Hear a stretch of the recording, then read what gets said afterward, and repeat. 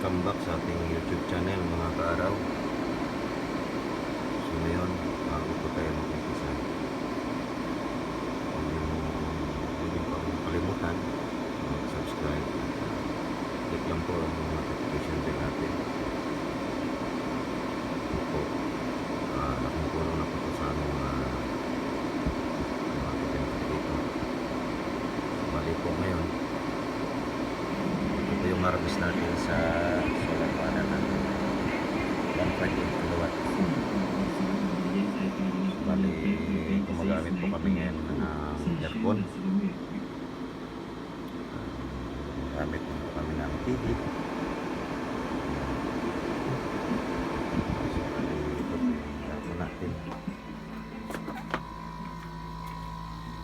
Ayan, gumagana po yan. Solar lang po ang gamit namin dyan. So laking tipid na po mga kaaraw sa ating solar power. So yan lang po ang gamit namin. Araw-araw po yan pinagamit namin. Kung nakikita nyo, ang battery natin 27.1.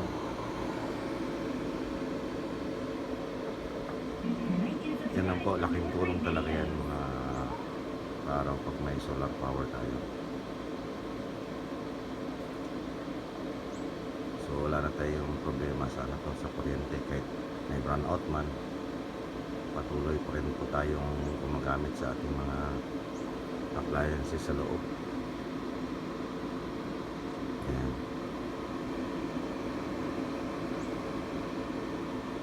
3 kilowatt po yung inverter natin, and then 80 ampere yung controller natin,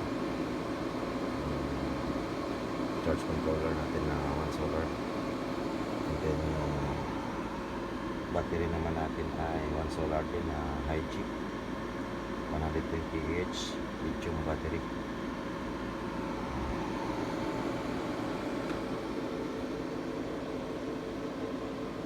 So yan po ang update natin mga kaaraw.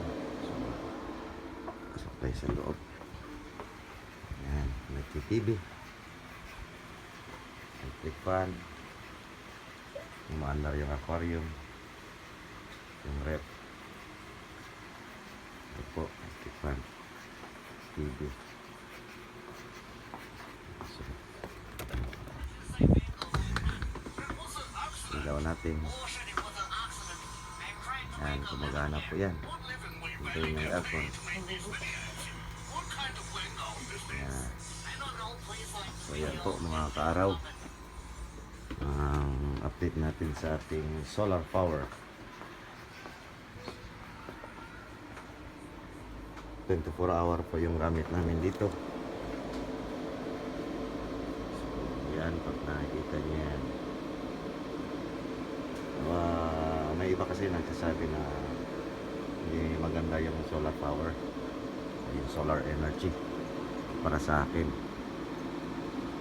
ito po yung pinaka the best solution, lalo na ngayon na malakas yung tag-araw. Yan,